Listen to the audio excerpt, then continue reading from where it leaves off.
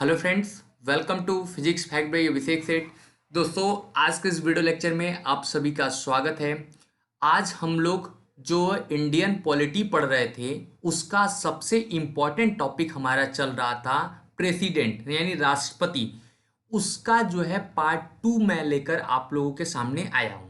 उस पार्ट में हमने देखा था कि राष्ट्रपति का निर्वाचन कैसे होता है, राष्ट्रपति को वोट कौन कौन से लोग देते हैं, और राष्ट्रपति का जो है कार्यकाल कितने दिन का होता है, राष्ट्रपति किसको त्यागपत्र देता है, राष्ट्रपति किसके समक्ष शपथ लेता है। उन सारे टॉपिकों को हम लोग पिछले वाले वीडियो लेक्चर में कंप्लीट कर लिया गया है। आज हम लोग बात करेंगे राष्ट्रपति की कार्य और शक्तियां। राष्ट्रपति के कार्य क्या क्या हैं और राष्ट्रपति की कितनी प्रकार की शक्तियां हैं। तो चलिए फ्रेंड्स, वीडियो स्टार्ट करते हैं। सबसे पहले देखेंगे कि राष्ट्रपति के कार्य एवं शक्तियां क्या क्या हैं। तो एक बार पहले आप इन चीजों को समझ लिए तो आपको एक थोड़ा आइडिया लग जाएगा। जैसे मैंने पहले वीडियो लेक्चर में जिसमें कार्यपालिका, न्यायपालिका और विधायिका को अलग अलग किया था, तो वहां पे आपको मैं एक क्लू दे दूं जिससे कि आपको और अच्छा क्लियर हो जाए। जैसे देख लीजिए, आप लोग लिखा है भारतीय संविधान में राष्ट्रपति को अनेकों प्रकार की शक्तियां प्राप्त है।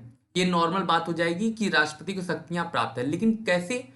एक और जहां राष्ट्रपति संघ की कार्यपालिका का प्रमुख होता है, जैसे हम लोग उसमें संघ की कार्यपालिका यानी जब हम लोग केंद्र स्तर पर कार्यपालिका देखा गया था तो उसमें हमने दिखाया था कि राष्ट्रपति क्या होता है, सबसे पहले नंबर पर होता है।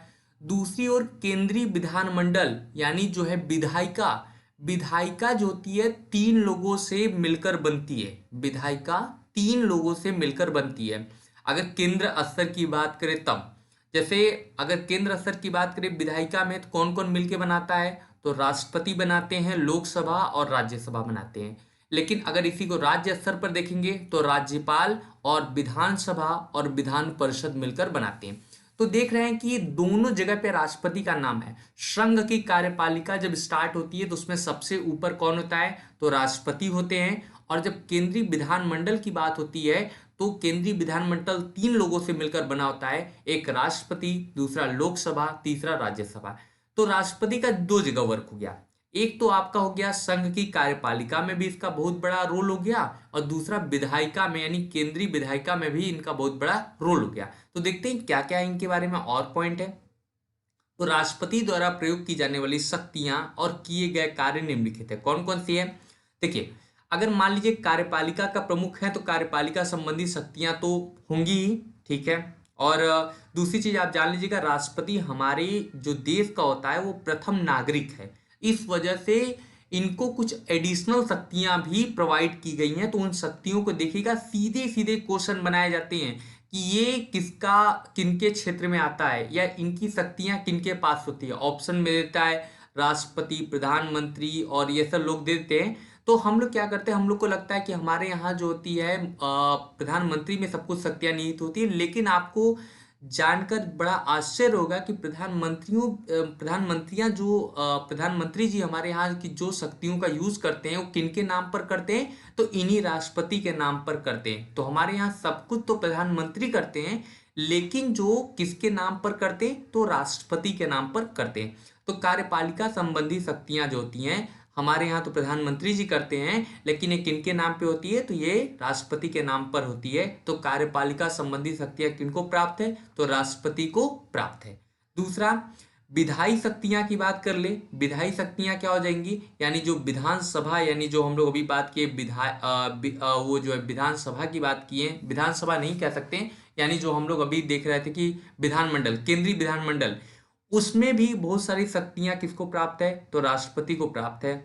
न्यायिक शक्तियां की बात करेंगे तो जो हमारे यहाँ जो जुडिशियल वर्क होते हैं उसमें भी आप देखेंगे तो बहुत सारी शक्तियां आपको किसको प्राप्त है, राष्ट्रपति को प्राप्त है। ये आपके वन लाइनर क्वेश्चन भी इस टाइप के बनते हैं कि इनमें से इनमें से किस में राष्ट्रपति को शक्ति प्राप्त नहीं है। आगे देखते हैं सैन्य शक्तियां। सैन्य शक्तियां का मतलब जो सैन्य शक्तियां होती हैं जिनमें हम लोग कहते हैं कि जल सेना, वायु सेना और थल सेना, इन सभी में भी शक्तियां क्या होती हैं, काफी हद तक राष्ट्रपति के पास ही होती हैं। अगला वित्तीय शक्तियां, जो हमारे यहाँ पैसे का विवरण होता है, लेखा जोखा होता है, उसकी भी शक्तियां काफी हद तक राष्ट्रपति को प्राप्त है। और आपातकालीन जो आपातकाल जब लगाया जाता है तो उसकी भी उद्घोषणा या समाप्ति करने का कार्य भी कौन करता है, तो हमारे यहाँ राष्ट्रपति करते हैं। तो ये सब आपके कार्यपालिका, विधायिका, न्यायिक, सैन्य, वित्तीय, आपातकालीन, ये सब सारी शक्तियां हैं। और हम लोग देखेंगे एक एक के बारे में, देखेंगे कि कार्यपालिका संबंधी कौन कौन सी शक्तियां प्राप्त है। तो बहुत मैं शॉर्ट नोट्स में आपको दूंगा, जिसको का आप आराम से पढ़ लेते हैं तो आपका सारा टॉपिक जो हो जाएगा राष्ट्रपति से क्लियर हो जाएगा। चलिए स्टार्ट करते हैं, आगे बढ़ते हैं। अब देखते हैं कार्यपालिका संबंधी शक्तियां कौन है। तो भारत सरकार के सभी शासन संबंधी कार्य राष्ट्रपति के नाम पर ही किए जाते हैं। अभी जैसे मैंने आपको बताया कि हमारे यहाँ सब कुछ कार्य हमारे माननीय नरेंद्र मोदी जी करते हैं, लेकिन वो किनके नाम पर करते हैं, तो रामनाथ कोविंद, हमारे राष्ट्रपति रामनाथ कोविंद के नाम पर ही सारे वो कार्यों को करते हैं। यानी हमारे यहाँ जो कार्य करने वाला काम होता है, यानी हम लोग कह सकते हैं जो आपका वो है, यानी कार्य करने के लिए जो एक हमारे यहाँ बनाई गई एक कमेटी बनाई गई है, जिसमें आपको प्रधानमंत्री देखते हैं और अन्य मंत्री परिषद यानी कैबिनेट मिनिस्टर जो देखते हैं, वो सारे लोग वर्क करते हैं, लेकिन वो किसके नाम पर करते हैं, तो राष्ट्रपति के नाम पर करते हैं। तो अगर ये क्वेश्चन आता है कि हमारे यहाँ जो शासन संबंधी कार्य होते हैं किसके नाम पर होते हैं, तो आप याद रखिएगा कि राष्ट्रपति के नाम पे होते हैं, ना कि प्रधानमंत्री या किसी अन्य के नाम पर होते हैं। तो ये वन लाइनर क्वेश्चन की तरह आप इसको तैयार रखिएगा। दूसरा क्या है, वो प्रधानमंत्री एवं प्रधानमंत्री की सलाह पर अन्य मंत्री परिषद की नियुक्ति करता है। यहाँ पे काफी जन को कंफ्यूजन होता है। जैसे हम लोग कहते हैं कि हमारे यहाँ वित्त मंत्री बना दिया गया है, हमारे यहाँ जो है विदेश मंत्री बना दिया गया है, तो ये सारी जो है हम लोग बना जरूर देते हैं। तो हमको लगता है कि ये सब कौन बना रहा है, प्रधानमंत्री बनाते हैं। वास्तव में प्रधानमंत्री बनाते हैं, लेकिन ये किसके द्वारा मतलब बनवाए जाते हैं, तो ये राष्ट्रपति के द्वारा ही बनवाए जाते हैं। यानी प्रधानमंत्री उनका नाम बताते हैं और राष्ट्रपति उन्हें उस विभाग का यानी उस कैबिनेट का मिनिस्टर बना देते हैं। जैसे देखेंगे वो प्रधानमंत्री यानी हमारे यहाँ जो है नरेंद्र मोदी जी को कौन नियुक्त किया है, तो हमारे यहाँ के प्रेसिडेंट यानी रामनाथ कोविंद के द्वारा ये नियुक्त हुए हैं। मतलब राष्ट्रपति के द्वारा नियुक्त होते हैं, और रामनाथ कोविंद जो है अगर बाद में बनते हैं तो भी उसका दिक्कत नहीं है। जो भी राष्ट्रपति प्रेजेंट टाइम में रहा होगा वो क्या होगा, वो प्रधानमंत्री की नियुक्ति करता है। तथा प्रधानमंत्री की सलाह पर मतलब मोदी जी जिसको बोलेंगे, मोदी जी जिसको बोलेंगे, यानी निर्मला सीतारमण को बोल दिए कि इन्हें आप वित्त मंत्री बना दीजिए, तो जो है रामनाथ कोविंद साहब उन्हें वित्त मंत्री बना देंगे। बोलेंगे कि एस जयशंकर को आप विदेश मंत्री बना दीजिए, तो एस जयशंकर को विदेश मंत्री बना देंगे। मतलब जिसको भी वो कहेंगे, यानी प्रधानमंत्री जिनको कहेंगे राष्ट्रपति उन्हें उस विभाग यानी उस जो है मंत्रालय को उनको सौंप देंगे। तो ये आप जान लीजिएगा, हमारे यहाँ प्रधानमंत्री की नियुक्ति कौन करता है, तो राष्ट्रपति करते हैं। और प्रधानमंत्री जिनको कहता है कि आप इन्हें इस मंत्रालय का वो बना दीजिए, सुप्रीम बना दीजिए, इस मंत्रालय इन्हें सौंप दीजिए, तो उस मंत्रालय को वो सौंप देते हैं किनके सलाह पर, प्रधानमंत्री की सलाह पर। आगे बढ़ते हैं, वह राज्य के, ये आपका मोस्ट इंपॉर्टेंट क्वेश्चन है, क्योंकि यहाँ से वन लाइनर सबसे ज्यादा क्वेश्चन बनाए जाते हैं। इसलिए आप स्टूडेंट आप बहुत ध्यान रखिएगा, इन सारे टॉपिकों को आप बहुत अच्छे से क्लियर करिएगा। तो आप इनमें देख सकते हैं, तो वो क्या करते हैं, यानी अब अगर हम लोग तीसरे की बात करें तो राज्य के राज्यपालों को, देखिए जो हमारे यहाँ राज्यपाल बनाए जाते हैं। आप करंट अफेयर अगर थोड़ा बहुत देखते होंगे तुमको पता चलता है कि हमारे यहाँ के इस राज्य के राज्यपाल को बदल दिया गया, उस राज्य के राज्यपाल को बदल दिया गया। तो राज्यपालों की नियुक्ति कौन करता है, तो हमारे यहाँ के राष्ट्रपति करते हैं। राज्यों के राज्यपाल की नियुक्ति राज्य के जो है प्रेसिडेंट करते हैं।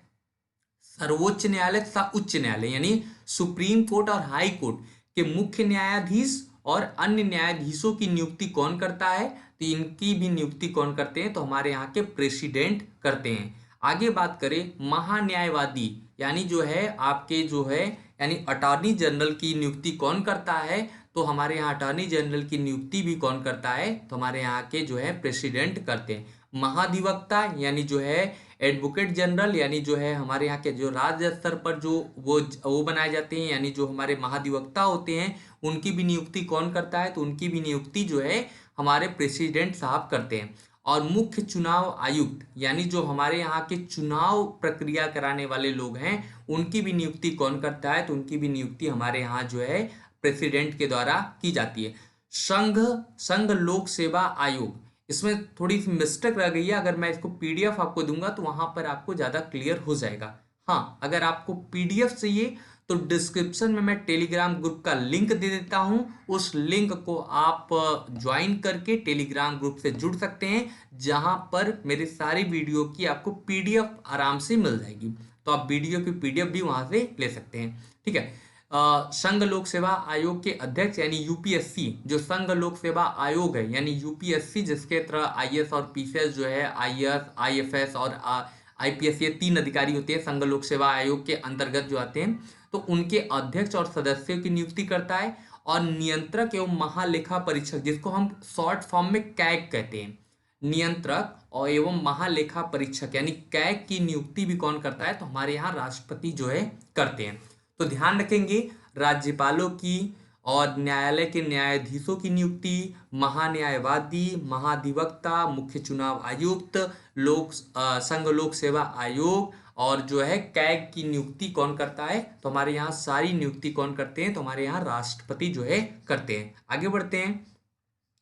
अंतरराज्यीय परिषद का गठन करते हैं, मतलब जो हमारे यहाँ, मतलब मान लीजिए आप देखते हैं कि अक्सर विवाद होता है, जैसे कावेरी जल नदी विवाद है, वो हमेशा क्या होता है, कर्नाटक और उसमें कर्नाटक और तमिलनाडु और केरल, इन सब राज्यों में क्या होता है, फंसा रहता है।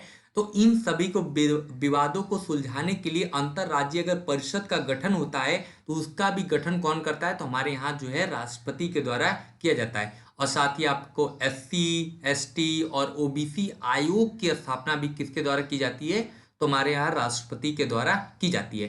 तो ये जो है स्क्रीनशॉट इसका ले लीजिएगा, ये कार्यपालिका संबंधी शक्ति है किसकी? सारे प्रेसिडेंट की शक्ति है। अब हम लोग बात करेंगे विधायिका संबंधी शक्तियों की।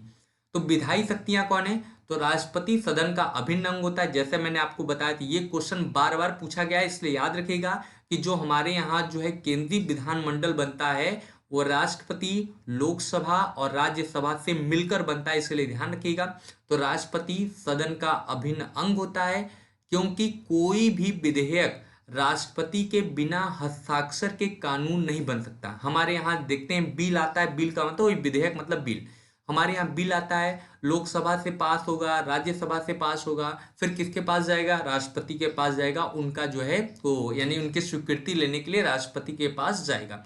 तो हमारे यहाँ अगर हमारे देश में अगर किसी चीज को संशोधन करना है या कोई बिल को पास कराना है, तो जब तक उस पर राष्ट्रपति का सिग्नेचर नहीं होगा तब तक वो बिल क्या हो जाएगा? वो आपका जो होगा, जो बिल है वो आपका कानून नहीं बनेगा। तो ये क्या है? कानून बनाने के लिए किसका हस्ताक्षर जरूरी है? तो राष्ट्रपति का हस्ताक्षर जरूरी है। हाँ, ध्यान रखेंगे, धन विधेयक यानी जो होती है आपके मनी बिल और जो है यानी संविधान संशोधन यानी जो है कॉन्स्टिट्यूशन अमेंडमेंट, इन दोनों पर राष्ट्रपति के पहले हस्ताक्षर चाहिए। मतलब इन दोनों पर अगर राष्ट्रपति पहले सिग्नेचर करेंगे तभी वो लोकसभा या राज्यसभा में पेश होंगे। लेकिन बाकी सब में वो बाकी सब बिलों में क्या कर सकते हैं? उसे लोकसभा से पास करिए, राज्यसभा से पास करिए, तब उन्हें क्या करिए? प्रेसिडेंट के पास लाइए। लेकिन इसमें क्या होता है? इन दोनों के लिए पहले इनमें राष्ट्रपति की स्वीकृति होनी चाहिए, उसके बाद ही क्या करेगा? ये लोकसभा या राज्यसभा में जाएगा। आगे बढ़ते हैं। राष्ट्रपति सदन की बैठक को बुला सकता है, मतलब राष्ट्रपति का जब मन करेगा वो संसद को क्या कर सकते हैं? संसद की बैठक को बुला सकते हैं, स्थगित कर सकते, यानी संसद काल अगर चल रहा है और इनका मन हुआ कि इसको बंद करना है तो उसको स्थगित कर सकते हैं, यानी उसको रोक सकते हैं। और यहाँ तक कि इनके पास पावर होती है कि लोकसभा को भंग भी कर सकते हैं, यानी लोकसभा में अगर किसी भी सरकार की मेजोरिटी नहीं दिख रही है तो इनके कहने से लोकसभा भंग भी हो सकती है, यानी पुनः से आम चुनाव होने की बात की जाएगी।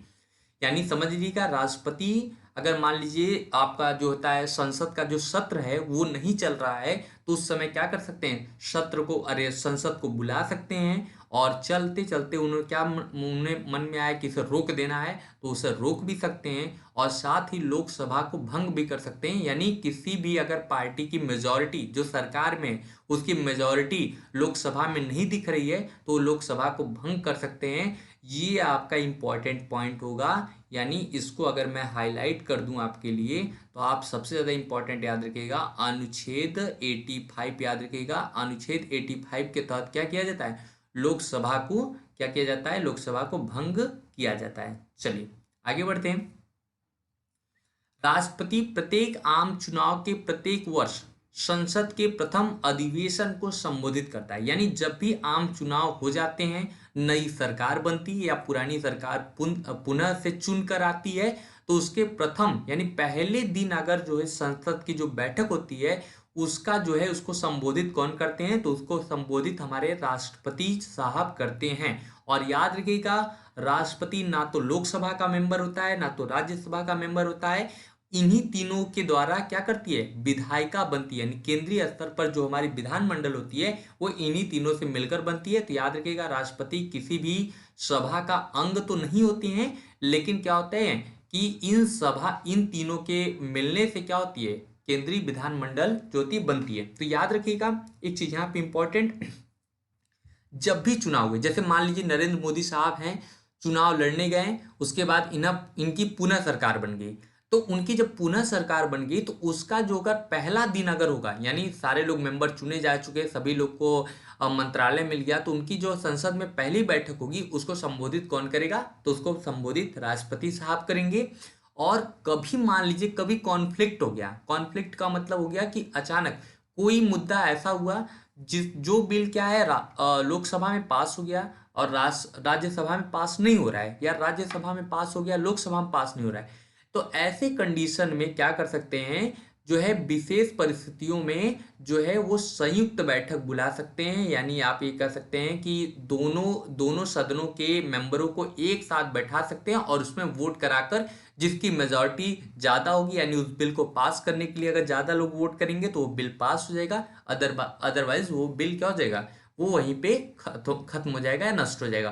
ध्यान रखिएगा, कुछ विशेष परिस्थितियों में ही रहे, अब मतलब हमेशा नहीं कि हर बिल को, जैसे संविधान संशोधन में यह प्रक्रिया नहीं होती है। तो ध्यान रखिएगा, जो कि संयुक्त बैठक बुलाई जाती है, लेकिन संयुक्त बैठक हर केस में नहीं बुलाया जा सकता है, लेकिन जब भी संयुक्त बैठक बुलाई जाती है तो लोकसभा के और राज्यसभा के मेंबर एक साथ एक सदन में बैठते हैं और उनकी अध्यक्षता राष्ट्रपति नहीं करते हैं, ये आगे आएगा तो मैं बताऊंगा। उनकी अध्यक्षता जो होती है लोकसभा के स्पीकर करते हैं, ध्यान रखेंगे, यानी लोकसभा के अध्यक्ष करते हैं। तो अब आपको ये चीज क्लियर होगा, राष्ट्रपति आम चुनाव के प्रत्येक वर्ष में प्रथम अधिवेशन को संबोधित करता है तथा विशेष परिस्थितियों में दोनों सदनों की संयुक्त बैठक बुला सकता है अनुच्छेद 108 के तहत। ध्यान रखिएगा, किस अनुच्छेद के तहत दोनों सदनों को संयुक्त बैठक बुलाई जाती है, तो अनुच्छेद 108 के तहत ये कार्य होता है। आगे बढ़ते हैं। वो विभिन्न क्षेत्रों जैसे साहित्य, विज्ञान, कला, समाज सेवी से जुड़े 12 लोगों को राज्यसभा में मनोनीत कर सकते हैं। ये आपका काफी इंपॉर्टेंट क्वेश्चन है, बार बार ऐसे क्वेश्चन बनाए जाते हैं और पूछे जाते हैं।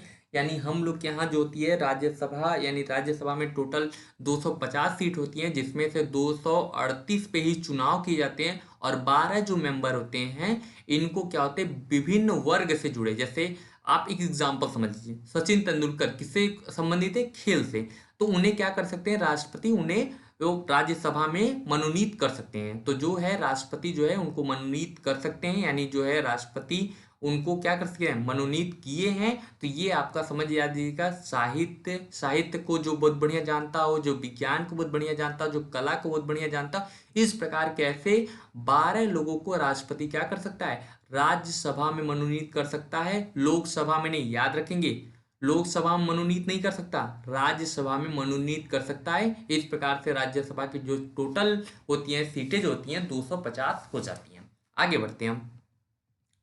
यदि कोई विधेयक राष्ट्रपति के पास स्वीकृति के लिए जाता है तो राष्ट्रपति के पास 3 ऑप्शन होते हैं। यानी मान लीजिए अगर कोई विधेयक राज्यसभा से और लोकसभा से पास हो गया, अब वो राष्ट्रपति के पास गया, तो उस समय राष्ट्रपति के पास 3 ऑप्शन होते हैं, यानी 3 वो काम कर सकते हैं। पहला काम क्या है, वो विधेयक को स्वीकृति दे सकते हैं, मतलब वो विधेयक को क्या कर सकते हैं, सिग्नेचर देके यानी हस्ताक्षर करके उस विधेयक को कानून बना सकते हैं। दूसरा, वो विधेयक को अपनी स्वीकृति के लिए सुरक्षित रख सकते हैं, यानी अपने वीटो पावर, याद रखिएगा पॉकेट वीटो, ये ज्यादा इंपॉर्टेंट है आपका।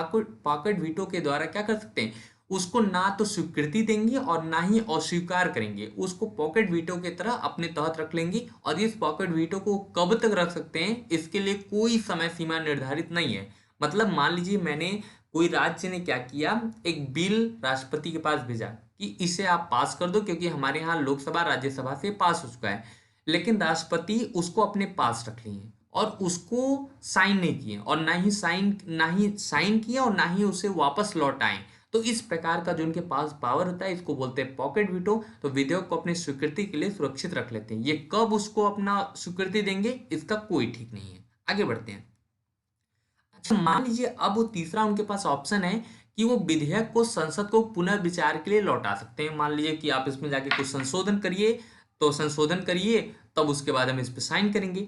लेकिन कंडीशन यहाँ पे ये है कि अगर संसद यानी पार्लियामेंट ने उसमें संशोधन किया या नहीं किया, मान लीजिए उसमें संशोधन कर भी दिए या संशोधन नहीं किए, मतलब बिना संशोधन के या संशोधन के, इसके बाद दोबारा अगर वो राष्ट्रपति के पास भेजते हैं तो राष्ट्रपति को उस पर सहमति देनी पड़ती है। राष्ट्रपति को सिग्नेचर करने के लिए राष्ट्रपति बाध्य है, दोबारा उसे लौटा नहीं सकता है। लेकिन अगर धन विधेयक रहेगा तो धन विधेयक में ऐसी बात ही नहीं होती, क्योंकि धन विधेयक राष्ट्रपति के सिग्नेचर के बाद ही लोकसभा या राज्यसभा में जाता है। तो आप याद रखिएगा कि अगर कोई विधेयक को संसद को पुनः विचार के लिए लौटाया जाता है तो अगर उसमें क्या कर सकते हैं, संशोधन कोई करते हैं, अगर मान लीजिए पार्लियामेंट उसमें संशोधन करती है तो भी ठीक, नहीं भी करती है तो भी ठीक, इसके बाद अगर वो राष्ट्रपति के पास भेजती है तो राष्ट्रपति को सिग्नेचर उस पर करना ही पड़ेगा। आगे बढ़ते हैं। अच्छा, अब देखते हैं सैन्य शक्ति। सैन्य शक्ति का मतलब आप समझ लीजिएगा तीनों सेनाएं, यानी जो आपकी एयरफोर्स, नेवी और जो है मिलिट्री है, इन सबको देख लेते हैं। वो थल, जल, वायु सेना तीनों बलों का सर्वोच्च सेनापति होता है। यानी तीनों बलों को अगर बात किया जाए कि अगर तीनों बलों का पूछा जाए कि थल, जल और वायु सेना तीनों बलों का सर्वोच्च सेनापति कौन है, तो हमारे यहाँ राष्ट्रपति होता है। तो अगर ये क्वेश्चन पूछता है कि थल, जल और वायुसेना के तीनों जो है सर्वोच्च सेनापति कौन है, तो हमारे यहाँ जो राष्ट्रपति होते हैं। तीसरा, जो थल सेना, जल सेना और वायु सेना तीनों सेनाएं हैं, उनके प्रमुखों की, यानी जो भी आप इनके जो वो होते हैं, यानी जो इनके सबसे प्रमुख होते हैं, थल सेना के अध्यक्ष कौन है, जल सेना के अध्यक्ष कौन है, उनकी नियुक्ति कौन करता है, तो उनकी नियुक्ति भी हमारे यहाँ जो राष्ट्रपति के द्वारा की जाती है। तो एक तरह से आप ये समझ सकते हैं राष्ट्रपति काफी जनों की नियुक्ति करते हैं हमारे देश में। वो युद्ध की उद्घोषणा और समाप्ति करते हैं। मान लीजिए किसी विदेशी आक्रमण हुआ हमारे देश में, तो उसकी जो है मतलब उद्घोषणा करने का मतलब है, यानी उसका जो है ऐलान करने के लिए, उसको अपने देश में कहने के लिए कि हम युद्ध के लिए तैयार हैं, इसकी उद्घोषणा और युद्ध खत्म होने के बाद इसकी समाप्ति दोनों कौन करता है, तो दोनों हमारे यहाँ राष्ट्रपति के द्वारा ही किया जाता है। आगे बात करते हैं न्यायिक शक्तियां। न्यायिक शक्तियां क्या है, वो उच्चतम न्यायालय में किसी विधि या तथ्य पर सलाह ले सकता है। यानी न्यायिक शक्तियां आप इसको ऐसे समझ सकते हैं कि वो जो है जो उच्चतम न्यायालय है हमारे यहाँ, जो सुप्रीम कोर्ट है, उससे किसी विधि, विधि का मतलब वो किसी कानून या तथ्य पर क्या कर सकता है, सलाह ले सकता है। मतलब उनके न्यायाधीशों से सलाह ले सकता है, लेकिन उसको मानने के लिए, मान लीजिए कि वो राष्ट्रपति साहब ने कहा कि मुझे मुझे इस बारे में दिक्कत हो रही है, आप इस बारे में मुझे सजेशन दें। अगर वहाँ के जो है उस समय के, यानी जो वो हैं हमारे यहाँ के जो मुख्य न्यायाधीश हैं, वो उन्हें सलाह दिए, लेकिन उनको वो सलाह पसंद नहीं आए, तो उसके लिए वो बाध्यकारी नहीं होंगे कि वो सलाह को मानेंगे। मतलब राष्ट्रपति उनकी बातों को सुन सकते हैं, लेकिन मानना या ना मानना ये किस पर डिपेंड करता है, तो राष्ट्रपति पर डिपेंड करता है। आगे बढ़ते हैं। राष्ट्रपति को कुछ मामले में क्षमादान की शक्ति है। मान लीजिए अगर किसी व्यक्ति को न्यायालय के द्वारा उसे मृत्यु दंड दे दिया गया या उसे खूब ज्यादा लंबी सजा दे दी गई, तो इसको भी क्षमादान करने की, यानी जो मृत्यु दंड है उसको मतलब आजीवन कारावास में बदल सकते हैं, और किसी की सजा ज्यादा है तो उस सजा को कम कर सकते हैं। तो कुछ मामले में राष्ट्रपति को ये भी पावर प्राप्त है कि वो क्षमादान की शक्ति प्रदान कर सकती है। अनुच्छेद कितना, अनुच्छेद 72 की तरह ऐसे होता है। और जो ये वाला जो है मतलब सलाह वाला जो है वो अनुच्छेद कितना है, 143 है। आगे बढ़ते हैं। वित्तीय शक्तियां। धन विधेयक राष्ट्रपति की पूर्वानुपत्ति से ही क्या होती है, संसद में प्रस्तुत किए जाते हैं। ये सभी को पता है, मैंने अभी आपको बताया था कि धन विधेयक जो होती है, यानी जो मनी बिल होता है, वो राष्ट्रपति जब तक उस पर सिग्नेचर नहीं करेगा वो लोकसभा या राज्यसभा में नहीं जाएगा। क्योंकि वहां पे हमने आपको करके दिखाया था कि धन विधेयक और कौन, संविधान संशोधन, ये जो होती है दोनों पे राष्ट्रपति के पहले सिग्नेचर चाहिए। तो धन विधेयक को पूर्वानुमति से ही संसद में पेश किए जाते हैं। दूसरा, वो वार्षिक वित्तीय विवरण केंद्रीय बजट को संसद के समक्ष रखता है। यानी जो हमारे यहाँ का जो बजट होता है, हर साल जो बजट इस समय जो पेश किया जा रहा है निर्मला सीतारमण के द्वारा, वो बजट को कौन रखवाता है? तो वो बजट को भी हमारे यहाँ राष्ट्रपति के द्वारा ही रखा जाता है। तो ध्यान रखेंगे, हमारे यहाँ जो वार्षिक बजट है वो कौन रखता है? तो वार्षिक बजट हमारे यहाँ कौन रखता है? तो हमारे यहाँ जो है वो मतलब वो वित्त मंत्री रखते हैं, लेकिन रखवाता कौन है? तो इसको रखवाने का काम जो होता है वो हमारे यहाँ राष्ट्रपति के द्वारा ही किया जाता है। ओके, आगे बढ़ते हैं। अनुदान की कोई मांग, यानी किसी प्रकार का अगर किसी प्रकार का वित्तीय सहायता चाहिए तो उसकी सिफारिश राष्ट्रपति के बिना हस्ताक्षर के नहीं कोई किया जा सकता। हमारे यहाँ जो भी अगर अनुदान की मांग करेंगे या किसी प्रकार का वो करेंगे तो उसकी सिफारिश कौन करेगा? तो राष्ट्रपति के बिना सिफारिश पर वो जो होगा संसद में पेश नहीं होगा। आगे बढ़ते हैं। आपातकालीन शक्तियां, हमारे यहाँ देखिएगा आपातकालीन शक्तियां क्या होती हैं, कितने प्रकार का आपातकाल होता है, तो आप एक बार देख लीजिए। एक होता है राष्ट्रीय आपात। राष्ट्रीय आपात का जब मतलब हमारे यहाँ क्या होती है, किसी प्रकार का विदेशी आक्रमण हो जाती है या किसी क्षेत्र में या किसी मतलब राज्य के किसी क्षेत्र में क्या होता है, मतलब जो है आक्रमण हो जाता है, तो इस प्रकार के आपात को बोलते हैं राष्ट्रीय आपात। और राष्ट्रीय आपात याद रखिएगा अनुच्छेद 352 के तहत, इसलिए मैंने इसको अनुच्छेद मेंशन किया क्योंकि यही सबसे ज्यादा पूछा जाता है कि राष्ट्रीय आपात किस अनुच्छेद के तहत लगाया जाता है। तो अनुच्छेद 352। राष्ट्रपति शासन, जब हमारे यहाँ किसी राज्य में क्या होती है, संविधान यानी संविधान तंत्र की अविफलता हो जाती है, यानी क्या हो जाती है, सॉरी विफलता हो जाती है, तो उस कंडीशन में क्या किया जाता है, राष्ट्रपति शासन जो है केंद्र सरकार के द्वारा यानी राष्ट्रपति के द्वारा लगाया जाता है और वो वहां पे किसी भी जो है राज्यपाल के द्वारा वो शासन करते हैं। तीसरा है वित्तीय आपात, जब हमारे यहाँ पैसे यानी मनी से रिलेटेड कभी कोई प्रॉब्लम हो जाती है तो उसको हम लोग कहते हैं वित्तीय आपात। याद रखेंगे, वित्तीय आपात अभी तक हमारे देश में कभी भी नहीं लगाया गया है। ये इंपॉर्टेंट क्वेश्चन आपके लिए बनता है कि वित्तीय आपात हमारे देश में अभी तक कभी भी नहीं लगाया गया है। तीसरा इंपॉर्टेंट। ओके, आगे बढ़ते हैं। अब देखेंगे ये जो है काफी इंपॉर्टेंट है और लास्ट आपका टॉपिक है अध्यादेश जारी करने की शक्ति।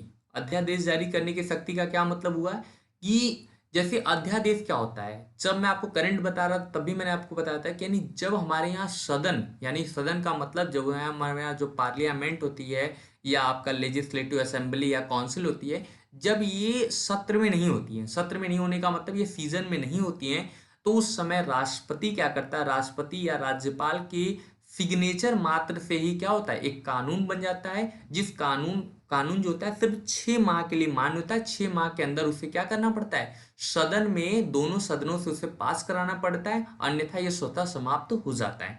तो याद रखिएगा, जब संसद सत्र में नहीं होता है तो उसमें राष्ट्रपति अध्यादेश जारी करके कानून बना सकता है। यानी अध्यादेश का मतलब राष्ट्रपति के सिग्नेचर से ही बस खाली क्या हो सकता है, कानून बन सकता है। लेकिन ये कानून सिर्फ 6 महीने के लिए मान्य होगा और इस 6 महीने के अंदर इसको दोनों सदनों से पास कराना पड़ता है। अगर पास हो गया तो ये कानून आगे भी रहेगा, अन्यथा ये कानून स्वतः समाप्त हो जाएगा। इस प्रकार से आज का जो मेरा वीडियो लेक्चर है राष्ट्रपति का पार्ट 2 ये पूरी तरीके से फिनिश हुआ। और वीडियो अच्छा लगा हो तो उसे लाइक जरूर करिएगा और इसका जो PDF है आप टेलीग्राम ग्रुप